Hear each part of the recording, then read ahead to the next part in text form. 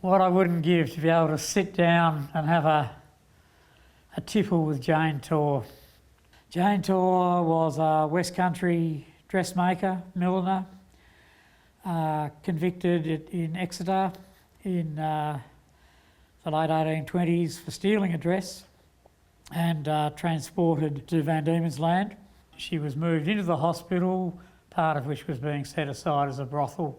Basically, she was servicing the gentry. She was making enough money to always be immaculately turned out. She was caught pretty much in the act, and in the ensuing scandal, she did end up with a 7-month stretch in the female factory in Hobart.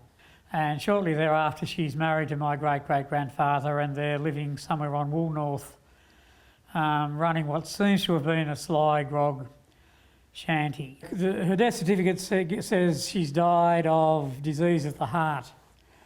So this is a woman of 44 who's died of disease of the heart, and she dies in May, and her death's not notified until December, and I find this extremely interesting.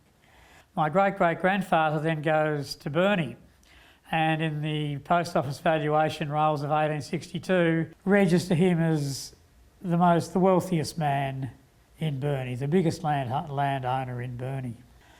And I wonder where the money came from.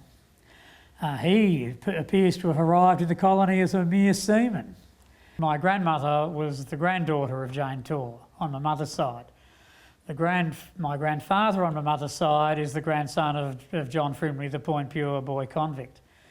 And my great uncle Charlie said to me, he said, the Garners didn't want your grandmother marrying your grandfather because the Garners was gentry. And we Frimleys wasn't gentry. And I thought, well, so the Garners were gentry, were they? Well, they can only be gentry if there's a fair amount of generational forgetting, because the Garners of Wynyard, the patriarch of the Garners of Wynyard was the son of Jane Torr, the most successful convict prostitute in Van Diemen's Land.